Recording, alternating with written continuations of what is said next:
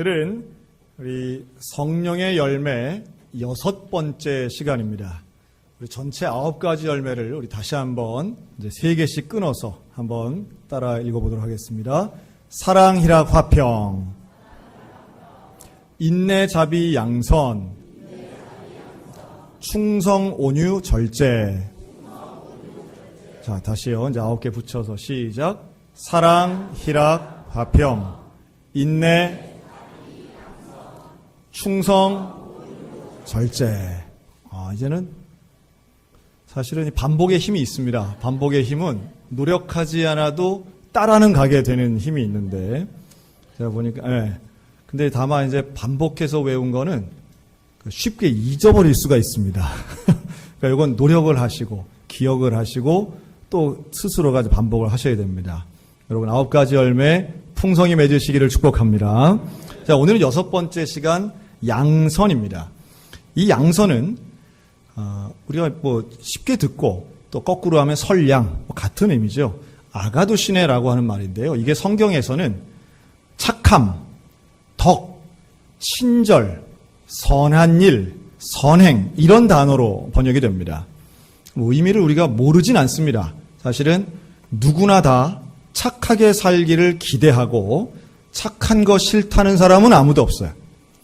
다만 여기에서 우리가 이 양선의 열매는 자비와는 의미가 상당히 흡사함에도 불구하고 차이를 굳이 얘기하자면 이것은 선한 행위 그리고 실천을 더 강조하고 있다 이렇게 말할 수 있습니다. 우리 옆 사람 보고 착하게 삽시다. 착하게 삽시다. 저도 제 이름에 착할 선자가 있어서 그 보면은 착한 줄로 사람들이 착각할 때가 있습니다. 근데 우리가 좀 착하다는 의미를 조금 묵상할 필요가 있다고 봐요. 우리가 아이들한테 야, 너 참 착하다 이렇게 얘기할 때는 사실은 성경적 선에 대한 개념이라기보다는 우리가 흔한 의미로는 내 말을 잘 듣는 아이를 우리는 착하다 이럴 때가 많습니다. 우리 자녀들에 대해서도 착하다라고 할 땐 부모의 말에 순종 잘하는 아이를 우리는 소위 말해 착하다 이렇게 얘기하죠. 아주 틀린 말은 아닌데 조금 정확하게 얘기하자면 어른 말씀이 아니라 제대로 된 어른 말씀에 순종하는 것이 착한 것이고요. 말도 안 되는 거에 그냥 무조건 복종하는 건 착한 것이 아니라 사실은 어리석다라고도 볼 수 있겠죠. 근데 이 현대사회에서는 이 개념을 조금 더 확장하는 것 같습니다. 그래서 어디 가면 무슨 착한 가격 홈플러스 이렇게 써놓고요. TV에 나오는 연예인들은 무슨 착한 몸매 이런 말도 해요. 착하다는 것이 결국은 내 마음에 드는 것 이런 정도로 해석되는 것 같아서 좀 오해가 있구나. 왜냐하면 성경이 말하는 착하다는 것과 세상이 이야기하는 내가 좋아하는 것 이거는 분명히 차이가 있다는 이야기예요. 그래서 어떤 의미에서는 내 눈에는 보기 좋은데 하나님 보시기에는 별로 안 좋을 수도 있다는 것을 우리는 잘 아셔야 됩니다. 혹자들이 이런 얘기합니다. 목사님 요새는 교회 다니는 사람보다 교회 안 다니는 사람 중에 더 착한 사람이 많은 것 같아요. 저는 아무리 양보해도 그런 것 같지는 않아요. 사실은 우리들도 문제는 많지만 그렇다고 해서 교회가 더 문제가 있다 이렇게 생각하는 건 조금 너무 좀 슬픈 이야기인데 근데 분명한 것은 교회를 안 다녀도 예수를 안 믿어도 착해 보이는 사람이 있어요, 없어요? 있습니다. 대단히 훌륭하고 아주 인격도 훌륭하고 하는 일도 아주 헌신적이고 매사에 다른 사람, 이타적인 사람들이 분명히 있어요. 그런데 성경은 뭐라고 하느냐 하면 마태복음 19장에 선한 이는 오직 한 분, 여호와만 선하다고 말씀합니다. 그 무슨 의미냐? 우리 눈에는 착한 사람 많은데요. 이거 구원론을 얘기할 때 꼭 그런 심술궂은 얘기하죠. 그 간디는 구원 받았습니까? 이런 분들이 있어요. 한 번도 만나본 적도 없으면서 그분은 왠지 죄 안 짓고 정직하게 살았을 거라는 그런 이미지가 있어서 그런지 의외로 그 간디 얘기하시는 분들이 많아요. 저도 본 적은 없습니다. 그러나 분명한 것 아는 것 있는데 선이라고 하는 것은 사람 사이에 상대적 선은 있을 수 있습니다. 이 사람보다 저 사람이 조금 더 정직하고 조금 더 성실하고 이럴 수는 있겠어요. 그러나 하나님 나라에 갈 만큼 온전하고 절대적 선을 가진 사람은 이 땅에 없는 줄로 믿습니다. 인간은 기본적으로 그 마음에 이기적이고 자기중심적이고 또 때로는 음란하고 거짓된 마음, 이런 것들이 있을 수밖에 없기 때문에 훈련과 노력을 통해서 어떤 절제하고 조금씩 나아질 수는 있겠지만 절대선에 이를 수는 없다는 거예요. 우리가 이걸 깨닫기 때문에 우리는 내가 죄인입니다. 이 고백에서부터 구원이 시작되지 않겠습니까? 그러니까 하나님을 믿는 것은 절대적 선이신, 그리고 유일한 선이신 그 여호와 하나님 앞에 나를 드림으로 나도 하나님처럼 거룩하고 성결한 존재가 되기 원하고, 하나님의 은혜 속에 내가 지은 죄를 용서받아 하나님이 용서해 주실 때에만 비로소 우리는 정결한 존재가 될 수 있는 것이지, 내가 노력으로 조금 낮았다고 해서, 조금 훌륭하다고 해서 그 사람이 절대적 선의 존재라고 보기는 어렵다는 겁니다. 그런 의미에서 그것은 나이도 상관없는 것 같아요. 지난 한 주간 동안 우리 대한민국에 뜨거웠던 이슈 몇 가지가 있는데요. 물론 북한의 핵실험도 모든 이슈를 다 삼켜버리긴 하지만, 지난주 초에 어떤 일이 있었냐면 소위 말하는 부산 여중생 사건이 있었습니다. 그리고 그 다음 날은 강릉 여중생 사건도 있었습니다. 모르시는 분을 위해서 잠깐 설명을 드리면, 하여튼 요즘에는 옛날에도 다 이런 일이 있었지만 요즘에 더 화제가 되는 이유는 이런 게 그대로 카메라에 찍히기 때문인 것 같아요. 그래서 뉴스에서 앵커가 그냥 말로 하는 것과 현장이 생생하게 CCTV든 휴대폰으로 찍힌 혹은 차량용 블랙박스에 찍힌 것은 사람들에게 주는 충격이 훨씬 크고 파급력이 크기 때문에 더 논란이 되는 것 같습니다. 어쨌든 지난 9월 1일 날 부산 사상구에 있는 한 공장 골목길에서 여중생 4명이 같은 또래 여중생 1명을 폭행했습니다. 2명은 서서 구경을 했고요. 2명은 적극적으로 이 아이를 때리는데 나이가 14살이었습니다. 가해자도 피해자도. 그런데 이 피해자는 무릎을 꿇은 상태에 있고 이 여자아이 2명이 얘를 어떻게 때렸느냐, 그대로 카메라에 찍힌 거예요. 주먹으로 때리고 발로 차고 유리병을 깨서 때리고 공장 자재로 때리고 의자로 때립니다. 아이가 뒷머리에 3곳, 입안이 2곳이 찢어지며 많은 피를 흘리고 쓰러졌는데도 얘들은 때리는 걸 멈추지 않습니다. 카메라에 찍힌 것만 100번 넘게 때립니다. 거의 기절해서 있는 아이를 행인들이 이제 병원으로 옮겼습니다. 카메라에는 음성은 들리지 않아요.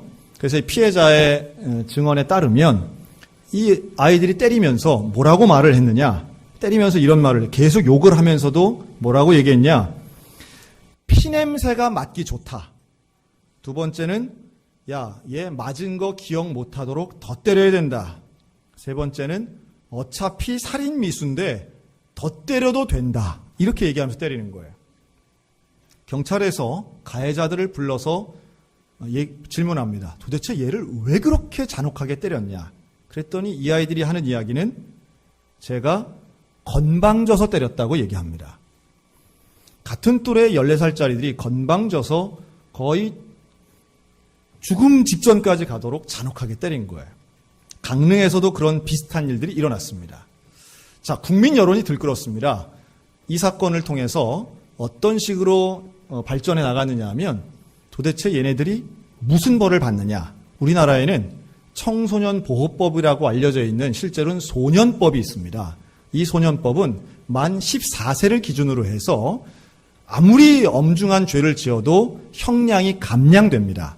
그리고 벌을 받더라도 최고형을 받지 못하고 아주 제한적으로만 벌을 받게 됩니다. 그리고 그보다 더 나이가 어린 아이들은 아예 형사처벌 대상이 되지 않기도 합니다. 여기에 대해서 안 된다는 거예요. 이 청소년 어린이들도 범죄를 저지르는데 나이를 아예 확 낮추든가 아니면 벌을 왕창 주든가 해야 된다는 여론이 막 들끓었습니다. 사실 저는 그걸 보면서 이게 남 이야기가 아니고 또 하나는 오늘만의 이야기도 아니라는 겁니다. 옛날에도 있었고요. 다른 나라에도 다 있습니다. 일본에도요. 아주 그 여고생 토막살인 사건이라 아주 유명한 사건이 있습니다. 어린 아이들이 그런 일들을 아무렇지도 않게 한다. 이래서 충격을 주는 일들이었는데 여기에는 심리적인 또 사회적인 조사들을 많이 합니다. 그럼에도 불구하고 청소년 범죄는 갈수록 흉포화되고 늘어가고 있습니다. 뭐 가정에 문제가 있다, 정서적인 문제가 있다, 교육에 문제가 있다, 문화가 너무 폭력적이다, 뭐 이런 여러 가지 해석을 다 한다 할지라도 전체화할 수 없는 참 궁금하고 안타까운 점들이 있는 거지요. 이럴수록 정말로 우리에게 회복돼야 되는 것은 처벌을 강화해서 없앤다는 생각은 좀 현실적이지 못한 것 같아요. 현실적이긴 하지만 유효하지 못한 것 같아요. 우리에게 정말 이 선량한 양선의 열매가 회복되어야만 인간을 사랑하고 다른 사람을 아낄 줄 알고 우리 안에 있는 원래 창조될 때에 하나님이 주신 하나님의 형상, 여러분 이게 회복되어야 이 어려운 문제들, 잔혹한 범죄들 이게 줄어들고 결국은 해결될 실마리가 양선으로부터 있는 줄 믿습니다. 성경에 이런 말씀이 있어요. 에베소 2장 10절에 보면 우리는 그가 만드신 바라 그리스도 예수 안에서 선한 일을 위해 지으심을 받은 자다. 이런 말씀이 있어요. 여러분, 저와 여러분은 선한 존재로 창조되었고 선한 일을 하도록 하기 위해서 창조된 존재인 줄로 믿습니다. 우리는 범죄를 저지르려고 남을 죽이려고 이 땅에 태어난 존재가 아니에요. 다른 사람을 짓누르고 괴롭혀서 내 걸 뺏으려는 존재로 만들어진 게 아니라는 거예요. 우리 속에는 죄성과 이기심이 있어서 참 어렵긴 하지만 원래의 하나님의 본성을 회복하면, 그래 성결의 은혜를 경험하면, 성령 충만해서 성령의 열매를 맺으면 양선의 놀라운 하나님의 성품이 회복될 줄로 믿습니다. 이게 우리에게는 사회가 말하지 않는 성경이 말하는 해법이라고 생각합니다. 그래서 저는 우리 교회 아이들도 정말 이 성령의 열매를 맺는 게 그래서 중요한 거예요. 예수 믿고 성공하는 것은 다른 게 아니라 성령의 열매를 맺음으로 우리의 인격이 변화되는 겁니다. 그런데 왜 우리는 그렇게 선한 일을 잘 못할까요? 왜 우리는 그 선한 양선의 열매를 스스로 생각해도 많이 맺지 못하는 우리의 현실은 그 원인이 어디 있을까? 생각해보면 이럴 수 있습니다. 우리는 선한 일을 하면 내게 손해가 된다고 생각하는 경향이 있습니다. 예를 들면 이런 거예요. 내 자녀에게 용돈을 줬어요. 그런데 얘가 용돈을 가지고 자기 것만 사는 게 아니라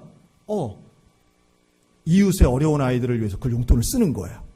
그럼 그걸 가지고 자녀에게 야, 너 참 잘했다 라고 칭찬만 하겠습니까? 아니면 그게 한 번이 아니라 반복되면 야, 이 물러 터진 놈아, 너 세상 그렇게 살다가는 너 네 거 못 챙기면은 아무도 너 안 챙겨줘. 정신 똑바로 차려. 이러겠습니까? 슬 열받네요. 우리 에어컨 조금만 틀어주세요. 네. 우리가 생각해보면 선한 것을 싫어하는 사람은 아무도 없어요. 착한 걸 싫어하는 사람은 아무도 없는데, 그러면 내게 손해가 된다고 생각할 때 사람들은 예상하지 못하는 방향으로 변화됩니다. 그걸 보여준 최근의 사건이 하나 있었어요. 지난 9월 5일 날 강서구 탑산초등학교에서 강서지역 공립특수학교 신설 주민 토론회 2차 토론회가 있었습니다. 조금 길고 복잡하죠? 이게 무슨 토론회였냐면 우리 동네에 특수학교를 짓는 것에 대해 공청회를 연 거예요. 1차가 어렵게 끝나고 2차를 한 겁니다. 특수학교는 뭐냐 하면 장애인을 위한 학교입니다. 여기에 많은 장애인들이 왔고 그 학부형들이 왔습니다. 지역 주민들이 오셨어요. 그런데 지역 주민들은 그거 찬성할까요? 반대할까요? 오해하시면 안 되는 게 제가 이 지역의 특정 지역에 사시는 분들을 비방하려는 목적은 요만큼도 없습니다. 전국에 있는 모든 특수학교를 지을 때 다 똑같은 일이 일어났기 때문에 드리는 거예요. 이거는 뭐 그분들만의 문제가 아니라 우리 모두가 다 사실은 똑같은 사람이라고 하는 걸 전제하고 말씀드리는 겁니다. 그 자리에서 장애아를 둔 학부형들이 나와서 말씀을 합니다. 여러분들의 자녀들은 학교가 가까이 있으니까 아침에 차를 타고 가면 되는데, 금방 가는데 우리 아이들은 학교가 없기 때문에 2시간씩 차를 타고 가야 됩니다.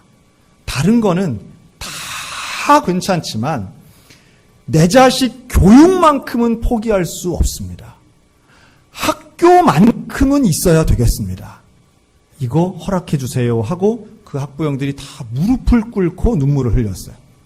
근데 거기 모이신 그 지역 주민들이 하는 이야기는 쇼하지 마라. 절대 반대한다.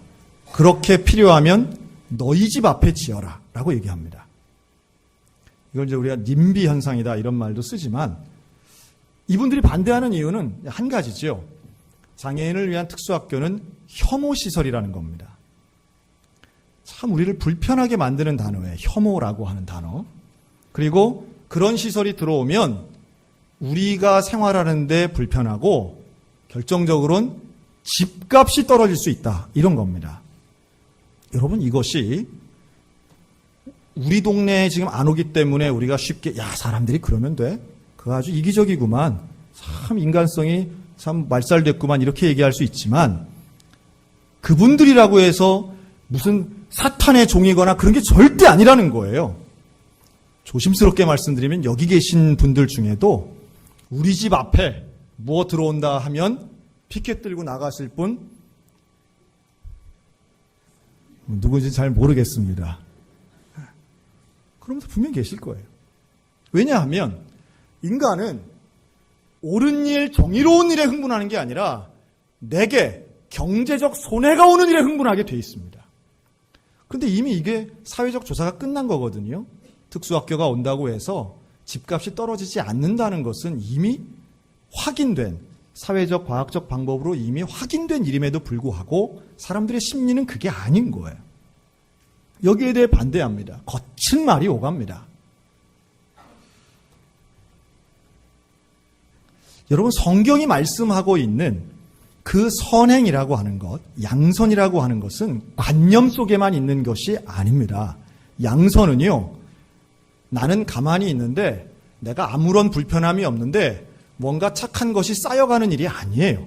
양선에 반드시 들어가는 것은 나의 희생이라고 하는 겁니다. 양선은 그냥 되지 않습니다. 양선은 희생과 사랑, 이것이 동반되어야만 가능한 성령의 열매예요. 다만 성령의 열매를 맺는 데 있어서 이것이 억지로 하는 것이 아니라 성령과 함께하는 십자가 복음의 구원의 감격을 가진 사람은 그 희생과 헌신과 양보가 자연스럽게 일어날 수 있다는 것을 의미하는 거죠. 사람들이 서로 공평하고 공정하고 똑같다고 생각하지만 성경은 순서를 정합니다. 어떤 순서를 정하느냐 하면 뭘 음식을 나눠도 뭘 물질을 나눠도 약자 먼저라고 하는 겁니다. 성경은 그 대표적으로 과부와 고아를 너희가 책임져야 된다고 말씀하는 거예요. 왜 그렇습니까? 그들이 사회적 약자이기 때문에 그렇습니다. 예수님은 거기에 덧붙여서 소외된 자, 가난한 자, 병든 자를 말씀합니다. 뭐 그 사람들만 국민입니까? 나도 국민이지라고 생각할 수 있겠지만 성경은 우리에게 일관되게 말씀합니다. 너희가 약자를 위해서 양선을 베풀어야 된다고 요구하고 계시고 그것이 하나님의 뜻이라고 말씀하는 거예요. 이거 우리가 다 압니다. 다 인정합니다. 그런데 내 경우가 됐을 땐 사람들이 달라지더라고요. 왜냐하면 여러분 사람들이요 약자를 누구라고 생각하는지 아세요? 다 자기가 약자라고 생각해요. 다 자기가 양보받아야 될 사람이라고 생각하고 다 자기가 먹고 살기 힘든 사람이라고 생각합니다. 그러다 보니 이런 논리를 개발했어요. 어떤 논리냐면 먼저 우리가 부자가 된 후에 가난한 사람을 도와주자. 그러나 성경은 그 어디에도 네가 남을 돕기 위해 부자가 돼야 된다는 가르침은 존재하지 않습니다. 네가 어렵더라도 어려운 사람을 도와줘야 하고 네가 여유가 있어도 어려운 사람을 도와줘야 된다고 일관되게 말씀하는 것이 성경의 가르침이고 하나님의 말씀인 줄로 믿습니다. 오히려 네가 정말 없는 중에 어려운 중에 도와주는 것이 더 귀한 일이라고 칭찬하신 분이 우리 예수님인 거예요. 지금은 여유가 없으니 나중에 여유가 생겼을 때 도와준다. 그것이 아니라 지금 할 수 있는 내가 마음을 다하고 뜻을 다해서 하나님의 나라에 충성하고 하나님의 사람으로 살아가는 것, 그것은 이 시대에 내 이웃의 아픔을 외면하거나 무시하는 것이 아니라 함께 기다려주고 함께 그 길을 가기 위해서 돕는 일이 사실은 양선의 열매가 우리에게 지적하고 있는 지점이라는 거예요. 여러분, 이게 어떻게 가능하겠습니까? 복음의 능력, 성령의 충만함이 있을 때에만 가능한 줄로 믿습니다. 인간의 의지로 되는 것은 분명히 아니에요. 우리는 기본적으로 이기적이고 욕심이 가득하기 때문에 내 의지로 하려는 건 한계가 있습니다. 그러나 하나님께서 우리와 함께 하시고 성령의 열매를 맺을 때에 이 일들이 누가 시키지 않아도 자연스럽게 가능한 일이라고 저는 믿어요. 그래서 초대교회가 그랬던 거죠. 그래서 사도행전 2장 44절에 보면 믿는 사람이 다 함께 있어 모든 물건을 서로 통용하고 또 재산과 소유를 팔아 각 사람의 필요를 따라 나눠줬다 그러지 않습니까? 전 이거 읽을 때마다 야, 세상에 이런 교회가 어딨어. 또 어떻게 보면 야, 이건 무슨 공산주의야 뭐야? 이런 생각이 들 수 있는 구절이라는 거예요. 그런데 이게 어떻게 가능했느냐? 누가 하라고 해서 하는 것이 아니라 보니까 마음이 생기는 거예요. 아, 이 사람 보니까 도와줘야 되겠구나. 아, 이 집안 보니까 내가 해도 있는 거 나누어 주는구나. 여러분, 이게 보편적인 정서입니다. 음식을 하면 옆집과 나누어 먹는 게 자연스러운 일인 거예요. 이웃의 어려움을 보면 도와주는 게 당연하고 자연스러운 겁니다. 그 자연스러운 하나님의 형상 따라 지으신 받은 저와 여러분에게 분명히 존재하고 있는 그것이 두 개가 같이 존재하는 거예요. 우리는 죄성도 존재하지만 하나님의 성품도 분명히 존재하는데 우리는 왜 항상 죄성에 눌리고 지느냐는 거예요.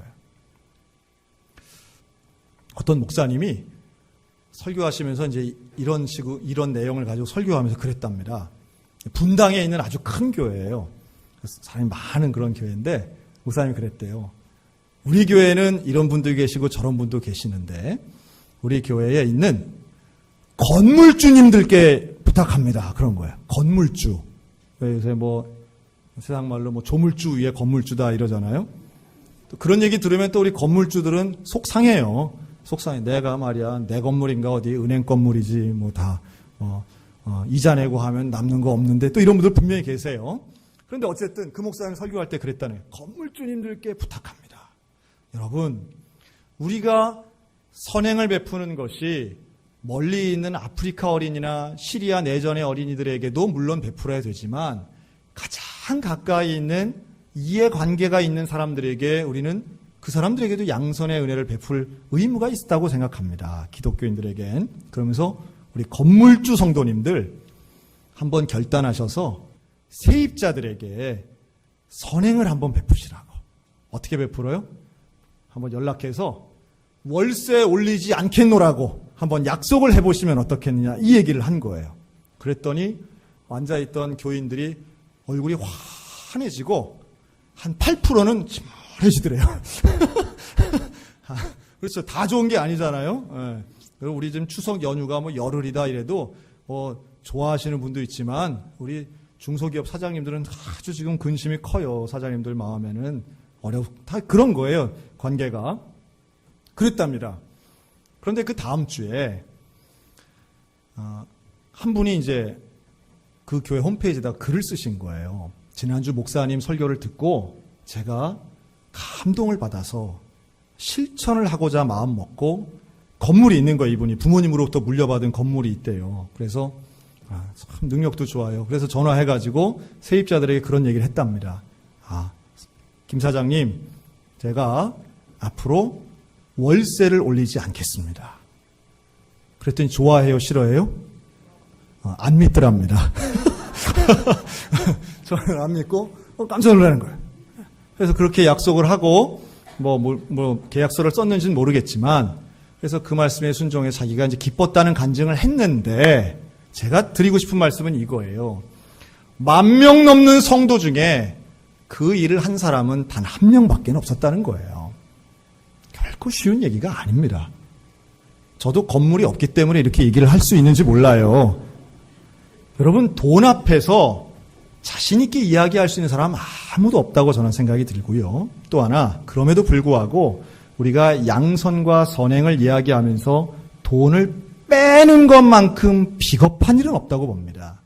우리는 하나님의 일을 하고 선행을 이야기하면서 다른 건 다 하는데 난 돈은 못하겠어 라고 생각하는 그 순간 우리는 진짜 중요한 거는 뒤로 미루는 거죠.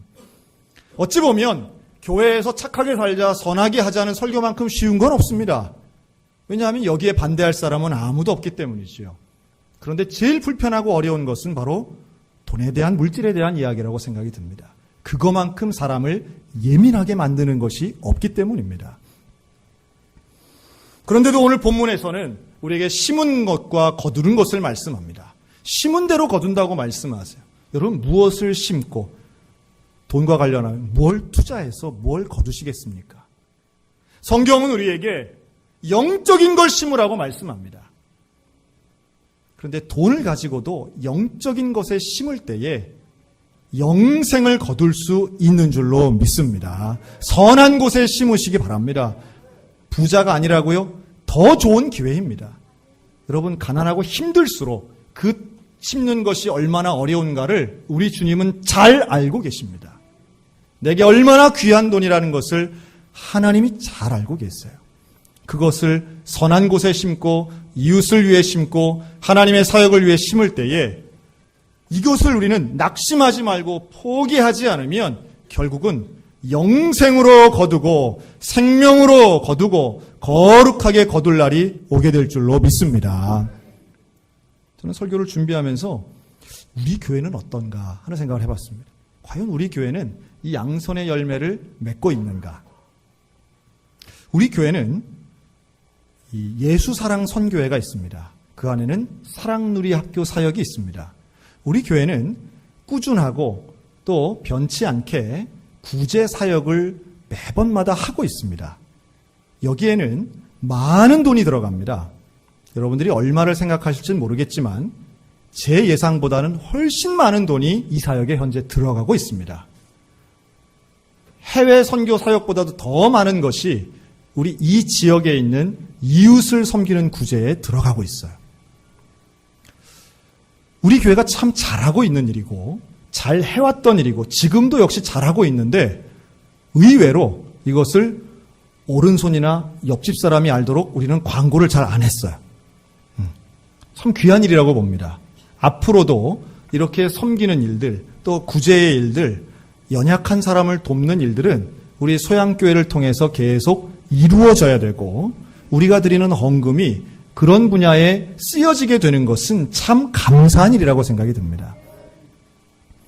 여러분, 돈을 어디다 쓰느냐, 그것이 그 사람의 수준이고 그 교회의 현 위치입니다.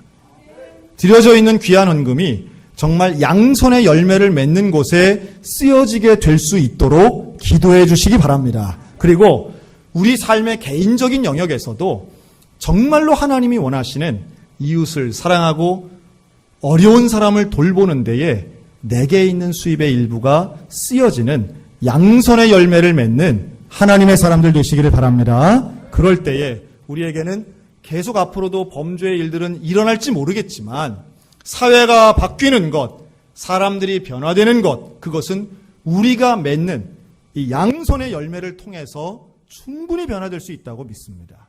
단순히 남의 말 잘 듣는 순종의 착함이 아니라 하나님의 마음을 기쁘시게 해드리는 성령의 사람이 맺는 양선의 열매, 거룩한 사람이 이 세상에 이것이 바로 선한 것이다 라고 보여줄 수 있는, 그래서 우리는 기회 있는 대로 모든 이에게 하는 이 착한 일, 더욱 믿음의 가정들에게 해서 교회가 선하고 기독교가 선하다라고 하는 것을 세상 사람들에게 보여줄 수 있는 양선의 열매 맺는 우리 모두가 다 되시기를 주님의 이름으로 축원합니다. 아멘. 기도.